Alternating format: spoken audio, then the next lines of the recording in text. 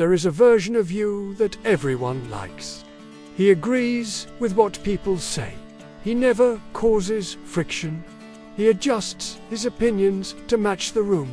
He is easy to be around, pleasant, flexible, always nodding. And here is the problem. Nobody actually sees him. Not really.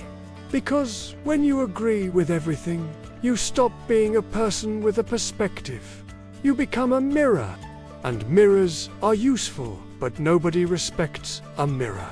Nobody remembers a mirror. And nobody thinks twice about leaving one behind. If you have ever felt like people treat you well but do not take you seriously, like you are liked but never truly valued, this video is going to explain exactly why. And it starts with understanding what constant agreement is actually communicating beneath the surface. In social psychology, there is a concept called Opinion Conformity Bias. It describes the human tendency to suppress personal views in order to match the perceived majority opinion in a group.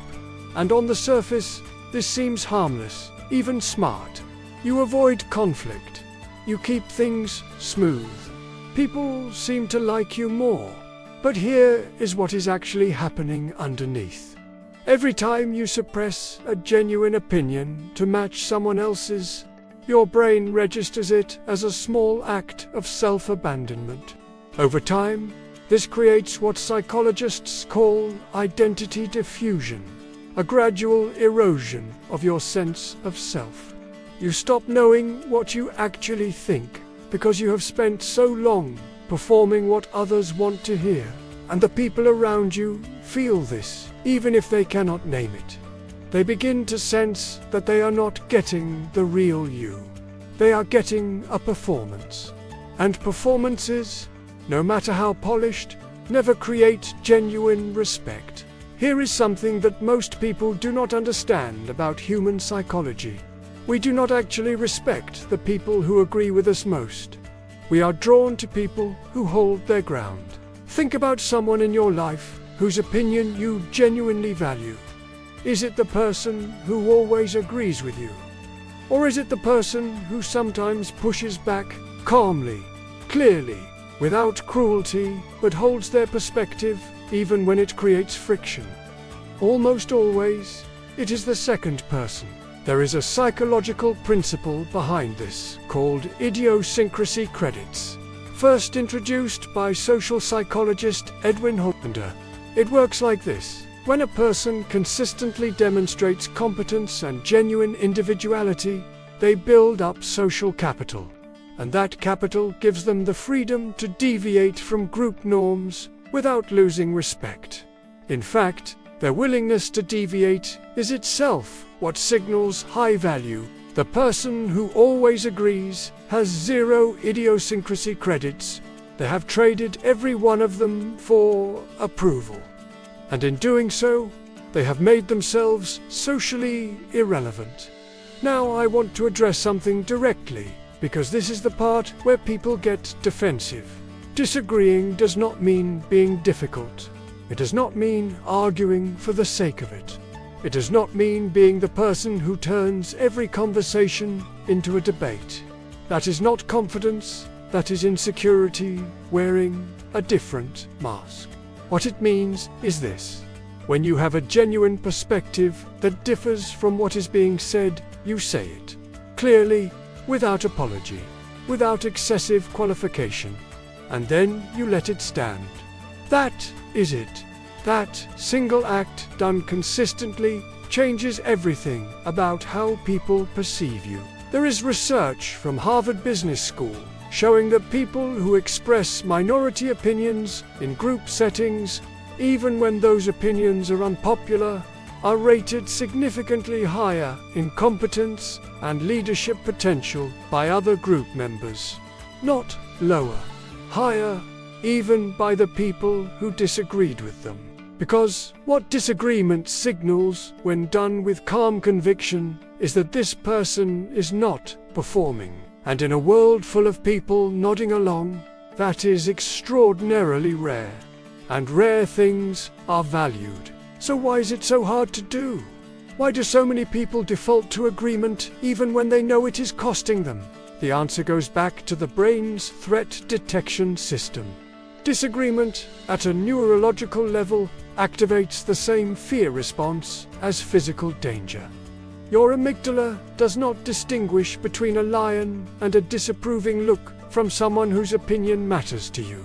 To your nervous system, social rejection and physical threat feel dangerously similar.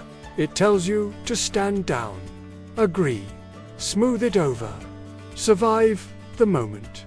And you do, because it works in the short term. But the cost accumulates silently over time, in how people see you, in how you see yourself, in the quiet growing distance between who you actually are and who you perform yourself to be in every room.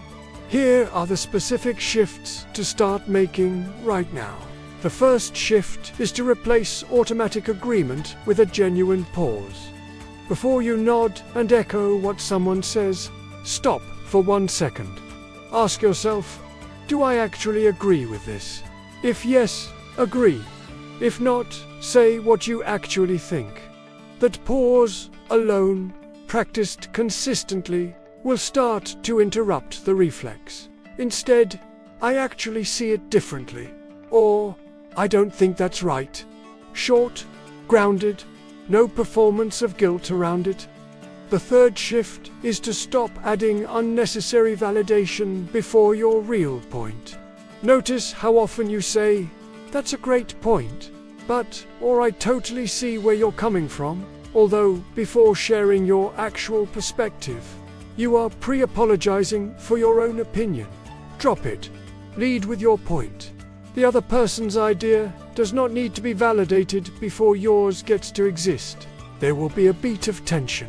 That silence is not failure, it is you holding your frame.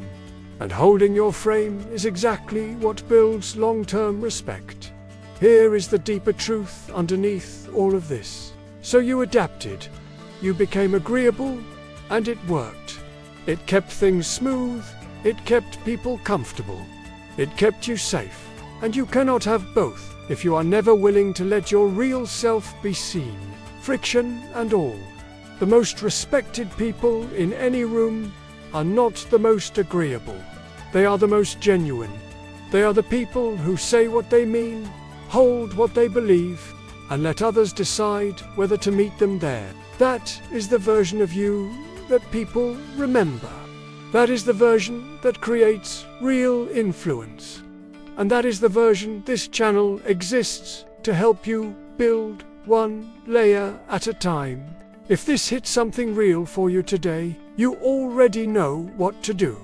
Subscribe, because what is coming next will keep going deeper into the psychology of how power, respect, and identity actually work in your everyday life.